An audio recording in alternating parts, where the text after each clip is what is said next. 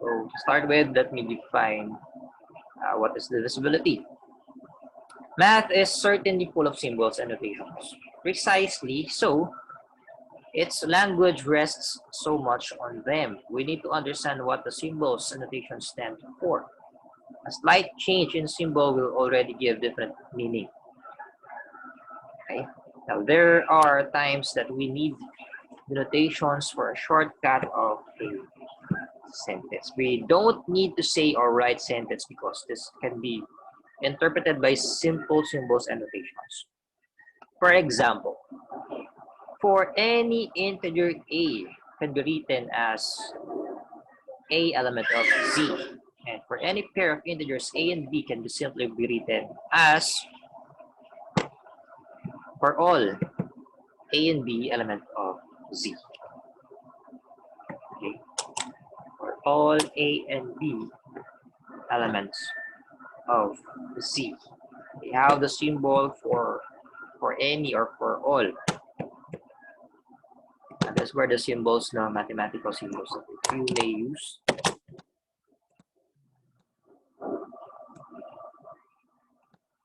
Kasi na mga basic na of the elements of beta, that we use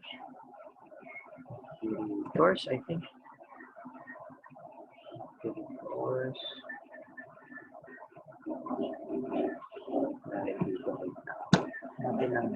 Arrows, scripts, geometry,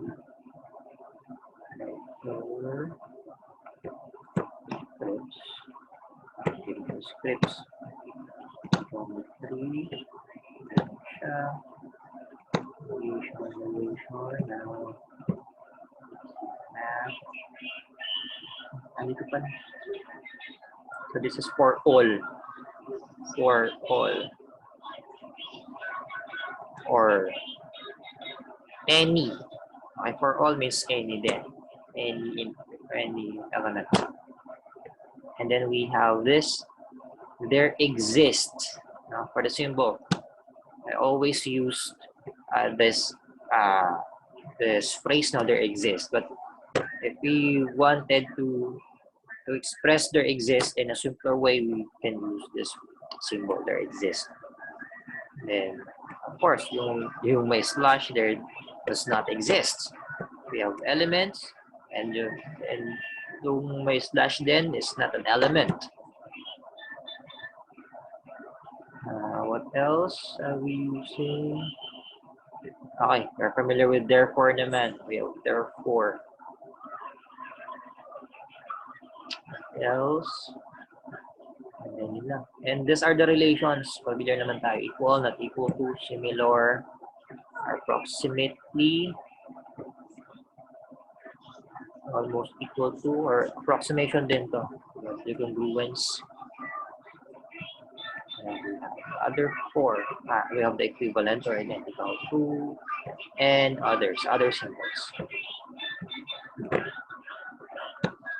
In algebra, we often encounter terms divisibility or multiple. For example, 6 is divisible by 2, or 6 is a multiple of 2 and 3. But to facilitate instructions and shorten phrases or sentence, we use the notation 2 divides 6. Okay. This is being written as 2 divides 6, right? Or 6 is divisible by 2. The notation 2 divides 6 is being read as 2 divides 6. 2 divides 6. Meaning to say, what the paragraph is trying to say that if you saw this symbol 2 divides 6, it means to say that 6 is divisible by 2, and at the same time 6 is a multiple of 2. Okay? 6 is divisible by 2 and 6 is a multiple of 2. But if a and b is not divisible by another number a, then we write a does not divide b. A does not divide b. For example, definition 8.1, that's not an example. For two given integers a and b, and there exists an integer q such that b is equal to a times q, then b is divisible by a. This is the same definition that we used during our basic concepts, the fundamental concepts, under the direct proof. Now, if b is equal to a times q for any integers a, b, and q, then we say that a divides b. And on the symbol, we write a divides b. A divides b. For example, if 3 divides 12, then c is equal to 4, such that 3c is equal to 12. 3c is equal to 12. The following are equivalent statements and may be used interchangeably. A divides b. It's the same as saying b is divisible by a. A divides b, of course. B is a multiple of a. A is a divisor or a factor of b. These phrases were the same, which is equivalent to, or which is being written in symbol as this. Right? Next this. Now, if a does not divide b, then we write a does not divide b. Right? This indicates that there exists integers q and r such that b is equal to a q plus r, where r is greater than 0, at the same time less than a. Ibig sabihin, there is a remainder. There is a remainder because it is not exactly divisible. Okay, b is not exactly divisible by a. Okay, there is a remainder r. For example, an example ito. 4 divides 4. 4 divides 4 because 4 is divisible by 4. Okay, 0 divides 6. 0 divides 6. Since 6, tama ba to? Since 6 is divisible by 0. 6 is divisible by 0. I think there's something dito. Is 6 divisible by 0? Undefined siya, no? I think I have here something na hindi ko nasulat. Maybe it's 3 or 2. 3 or 2 siguro. Or maybe 6 then. So 6 divides 6. Since 6 is divisible by 6, we have 8 does not divide 4. 8 does not divide 4 since the result is 4 is not divisible by 8. Now it would give us a non-integer value or result, not integer result. And same goes, 5 does not divide, 10 does not divide 5, 14 does not divide 7. Simply because we have the result would give us a non-integer value. Non-integer. In case there should be an existing integer that when multiplied to our a, the result will be divisible by b, or a multiple of b, I should say. Okay. Example theorem. Theorem 8.1. For any integers a, b, c, and a divides b, then a divides b, c. For any integers a, b, and c, and a divides b, then a divides b and c. A divides b and c. So here is the proof. Same as before. That's how we prove propositions. This is our proposition for any a, b, c, and a divides b, then a divides b and c. It's just telling us na if we multiply other integer by b, does it also divisible by a? Okay, does the result also a multiple or divisible by a? So, yun yung tinitignan natin ha. That is what we are trying to prove. So, if a divides b, then there exists q, which is an element of z, such that aq is equal to b. Okay, aq is equal to b. Then, and we have a times cq is equal to bc, since cq is also an element of z, then a divides b. So it goes to show that whatever we multiply to the left side of the equation will also be multiplied to the right side of the equation. That's why we have bc here.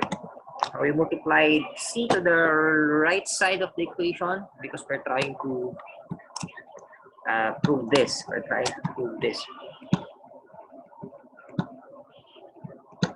if we multiplied c to the right, we also multiply c to the left side. And they are both integers, right? They are both integers. Therefore, we can say that a also divides b and c, or b times c. This is by direct proof. Illustration, to verify our proof, we have if 2 divides 4, then 2 also divides 4 times k for any k. Which is true. Whatever value that we multiply by 4 will always be divisible by 2. Always be divisible.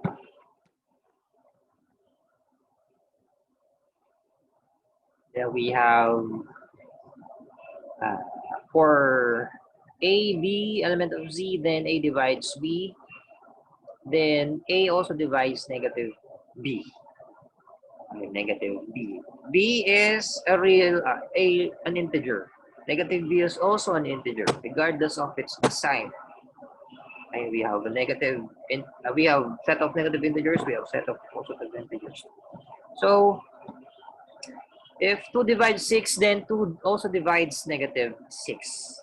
There's no way. There's no need to prove this since it is a corollary. Corollary. These are statements that doesn't need to, or we don't need to prove, okay, such a statement. We call those as the corollaries.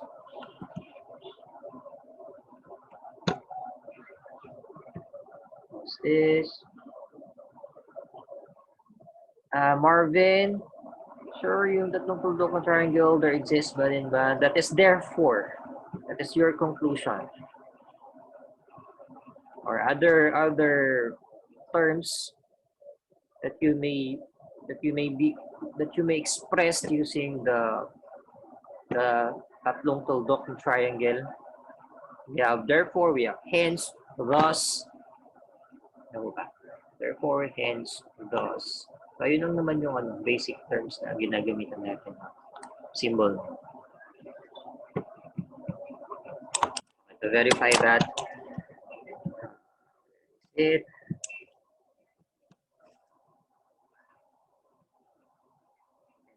This Marvin.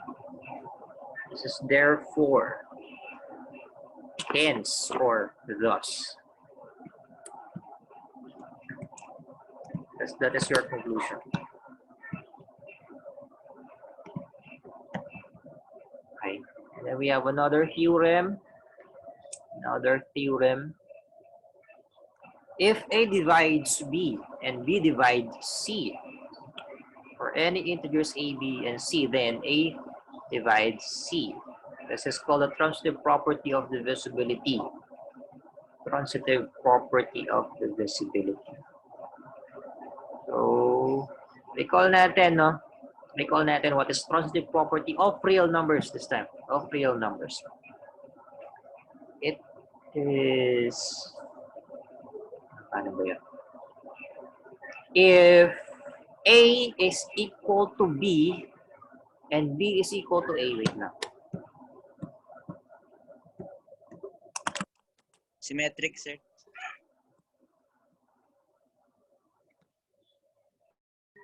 Symmetric property. As what I'm telling you, if A is equal to B and B is equal to C, then we can say that A is equal to C. Right? By transitive property.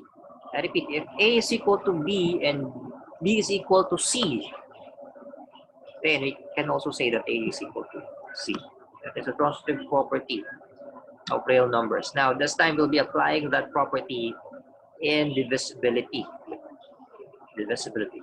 If A divides B and B divides C for any integers A, B, and C, then we can we say that A also divides C? Okay, let's see. Here is the proof. Here is the proof. So the relation A divides B and B divides C implies that there exists integer q sub 1 and q sub 2. Okay, by definition of divisibility, we have B is equal to A times q sub 1 and C is equal to B times q sub 2. Okay, times q sub 2. This is by definition. If we'll be using the no-show table, this is on our first line of proof. Pero yung proof natin kasi dito, it does not follow the no-show table. Just a plain tawag dito. Plain proof lang siya using sentences. Okay, sentences and statements.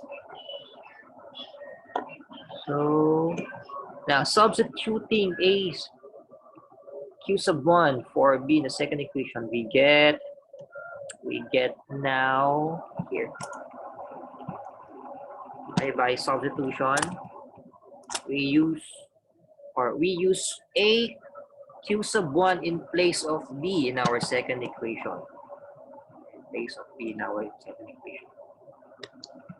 We get now, we have C is equal to A sub q plus A times q sub 1 times q sub 2, no? Or by commutativity, we have now C is equal to A times product of q sub 1 and q sub 2. So clearly, there exists another integer. That's when multiply to A, the result is divisible by C. Okay? So A also divides C.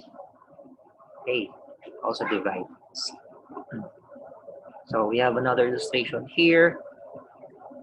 Let's say we have 2 divides 4 and 4 divides 12. Then we can say that 2 divides 12 as well. 2 divides 12 as well. Okay? Any question? No question? Okay, wala. I think malinaw naman yung pagkakastate natin ng proof.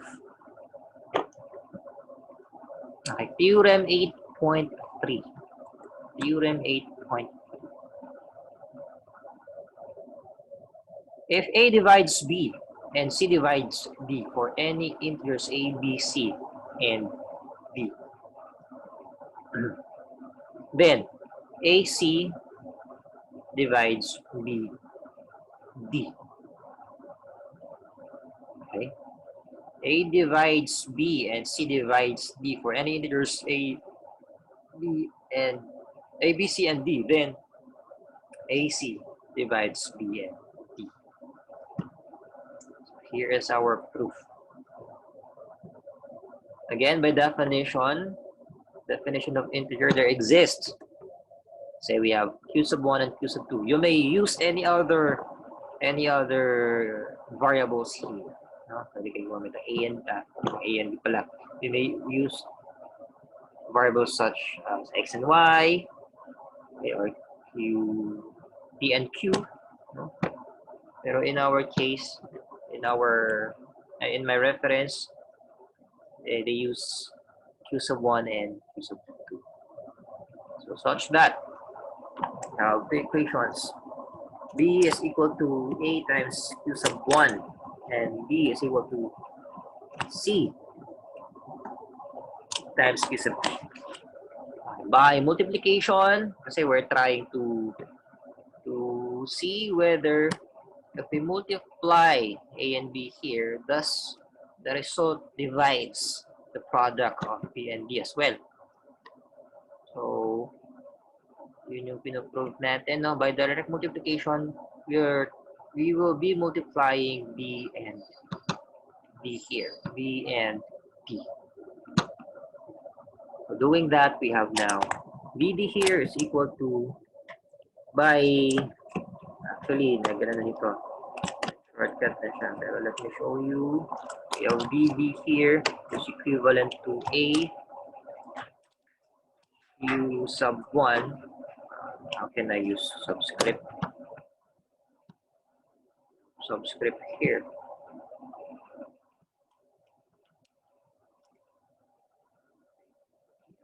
Sub 1. Let's see.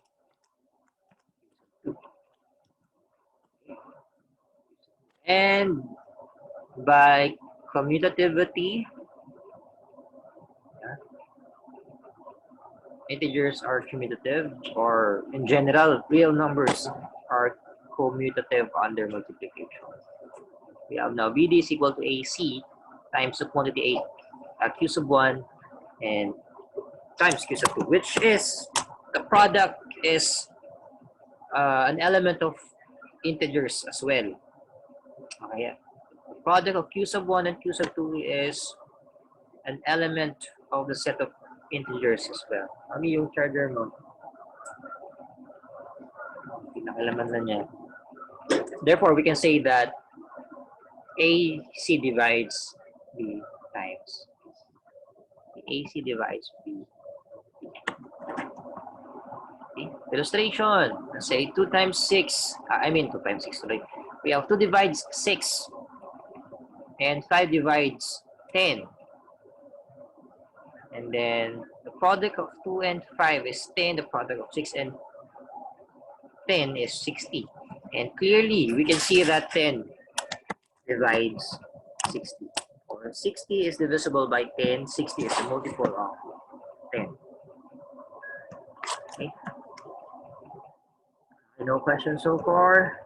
Let's proceed to Theorem 8.4. 8.4.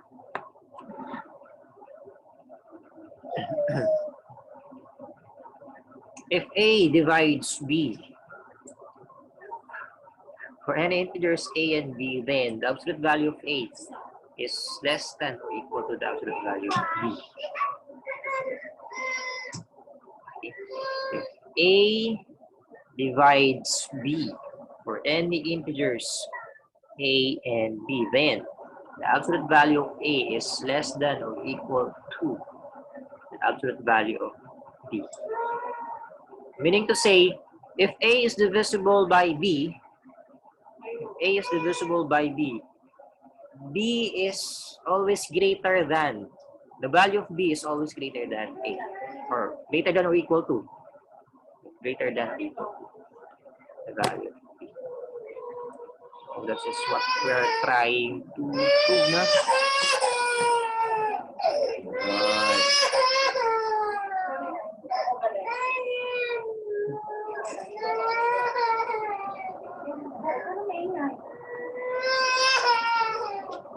Okay, if A divides B, then by definition of divisibility, we have there exists an integer q, so that B is equal to A times Q. Upon taking the absolute value of Upon taking the absolute values, we obtain the absolute value of B is equal to the absolute value of A and Q. Okay. Now, before that, let's recall what is the meaning of the absolute value. Absolute value. In a number line, let's say in a number line. In a number line, it is the distance between an integer to another integer. And if we're pertaining to distance, the distance is always positive. We don't have, in real life as well, no, we don't have negative 5 kilometers. So if we are to take the absolute value of a certain value, we always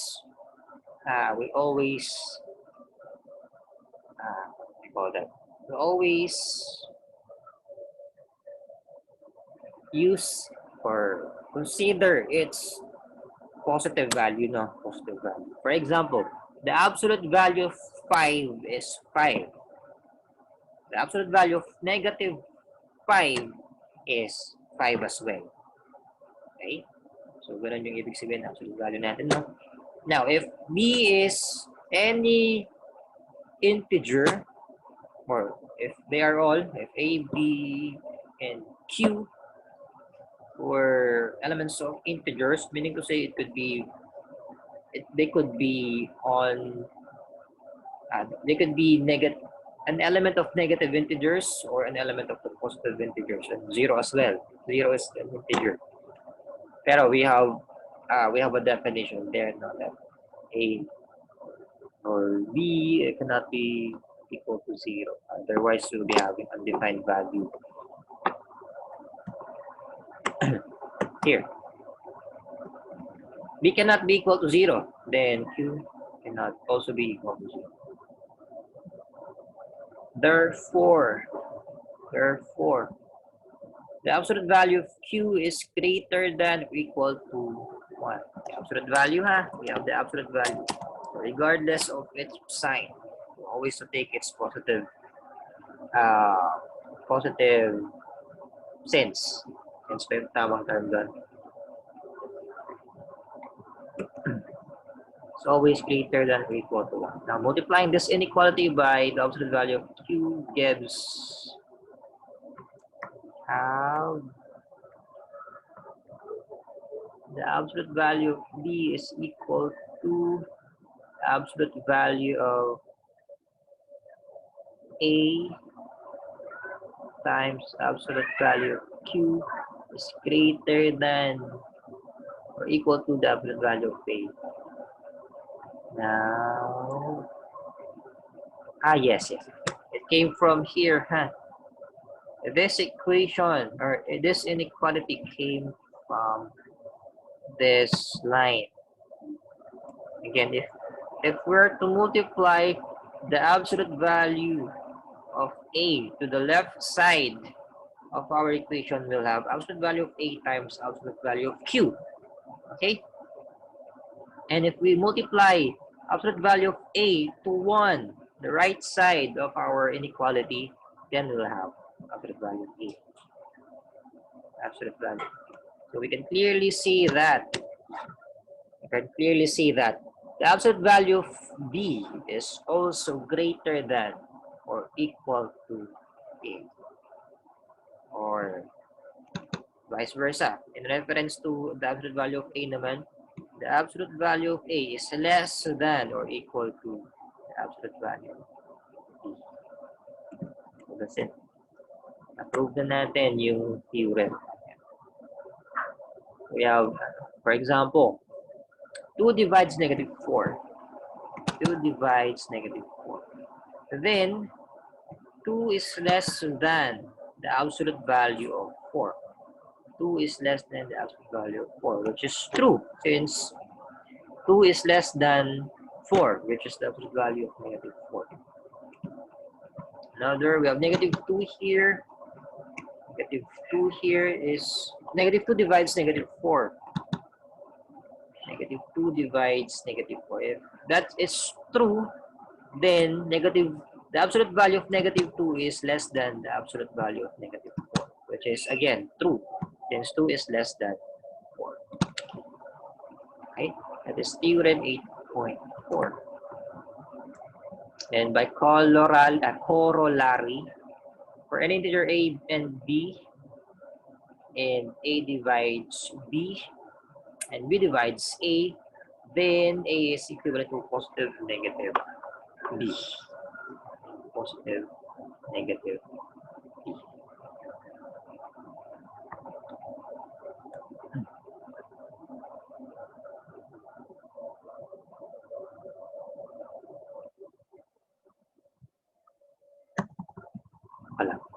Ano yan? If a and b, a divides b,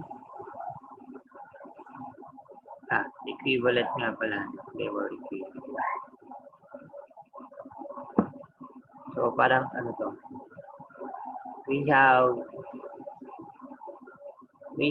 1 is equivalent to the absolute value of positive negative 1. Okay, yun yung ibig sabihin niya na 1 is equivalent to the absolute value of positive negative 1.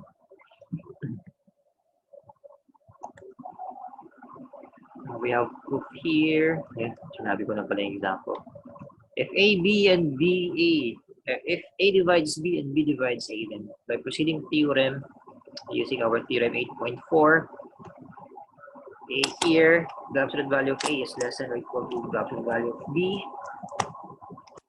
And at the same time, B here is less than or equal to the absolute value of A. But the only way out of the contradiction is to have the absolute value A is equivalent to the absolute value of B. It follows that A plus or minus B. A plus or minus B. Ito yung sinasabi ko kanina. I think this is equal. May equal dapat to. Yan na lang. There must be an equal between A and positive negative B there. So, to illustrate the given corollary, we have 2 divides, if 2 divides negative 2 and negative 2 divides 2, then we can say that 2 is equivalent to the absolute value of 2. Okay, the absolute value.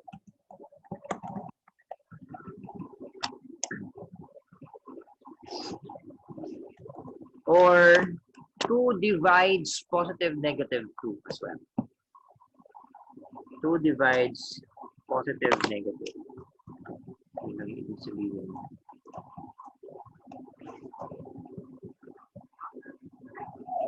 Theorem 8.5.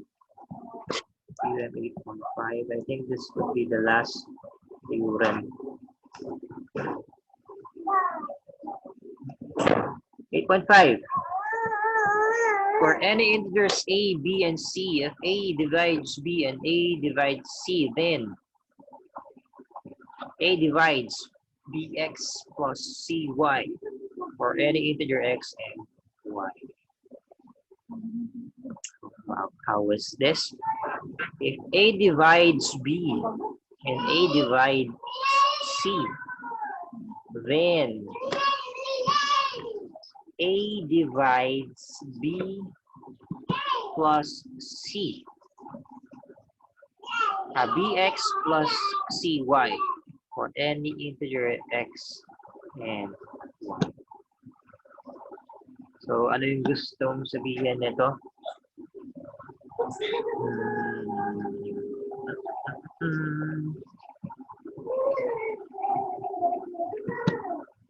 So, it's trying to say na,